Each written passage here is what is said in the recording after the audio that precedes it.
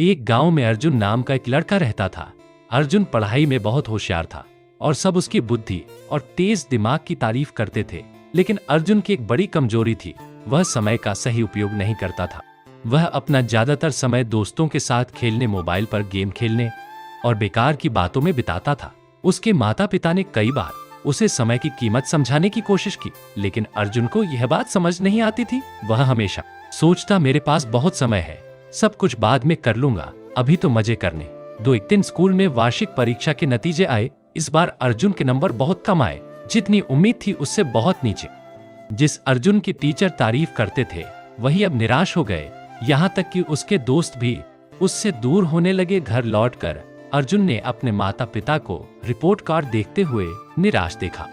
अर्जुन को खुद पर गुस्सा आया, लेकिन उसे समझ नहीं आया कि अब आदत कैसे बदले।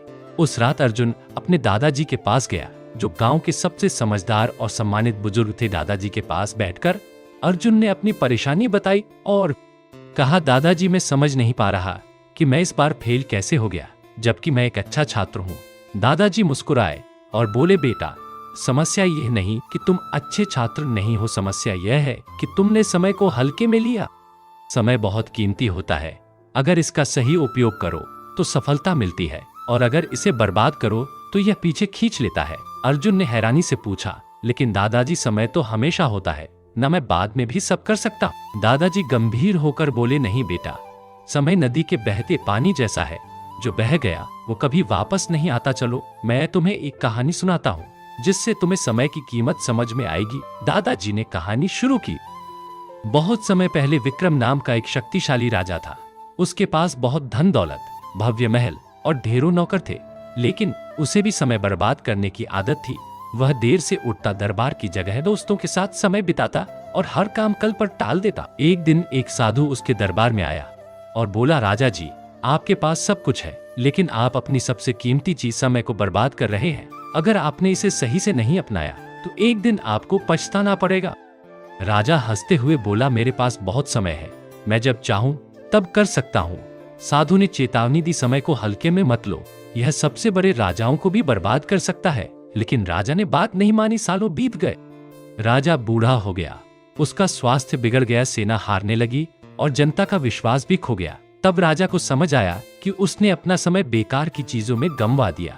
वह उस साधु को ढूंढने निकला, लेकिन वह कहीं नहीं मिला।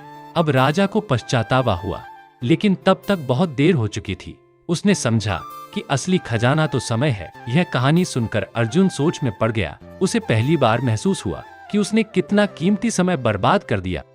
उसने पूछा, दादाजी, क्या मैं अब भी अपना जीवन बदल सकता हूँ? दादाजी मुस्कुराकर बोले, बिल्कुल बेटा, समय का चक्कर कभी रुकता नहीं।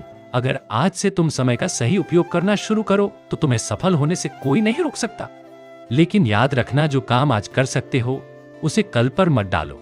उस दिन के बाद अर्जुन ने संकल्प लिया कि वह समय का सही उपयोग करेगा। उसने एक दिनचर्या बनाई, हर काम के लिए समय तय किया। वह सुबह जल्दी उठने लगा, पढ़ाई पर ध्यान देने लगा और व्यर्थ की बातों से दूर रहने लगा।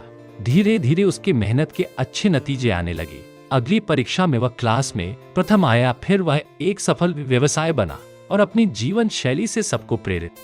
अर्जुन अपने ऑफिस में बैठा था, तभी उसके पास एक बड़ा प्रस्ताव आया। एक विदेशी कंपनी ने उसे साझेदारी के लिए बुलाया। इस कंपनी के पास पैसा और शोहरत तो थी, लेकिन वहां के लोग सिर्फ लाभ के बारे में सोचते थे। उन्हें समाज और बच्चों की परवाह नहीं थी। अर्जुन के सामने दो रास्ते थे, एक तुरंत पैसा कमाने का अवसर दो, या फिर अपने समय और मेहनत का उपयोग समाज के लिए करना। उस रात अर्जुन दुविधा में था। तभी उसे दादाजी की बातें याद आई, समय सिर्फ दौलत कमाने के लिए नहीं, बल्कि दूसरों के जीवन को संवारने के लिए भी होना चाहिए।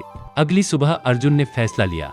उसने विदेशी कंपनी का प्रस्ताव ठुकरा दिया और अपने गांव में समय शिक्षा केंद्र नाम का एक बड़ा संस्थान शुरू किया। यहाँ बच्चों को सिर्फ पढ़ाई ही नहीं, बल्कि समय प्रबंधन, ईमानदारी और जीवन कौशल भी सिखाए जाते। धीरे यह संस्थान पूरे राज्य में प्रसिद्ध हो गया। अब लोग अर्जुन को सिर्फ एक व्यवसायी नहीं, बल्कि एक सच्चा मार्गदर्शक मानने लगे।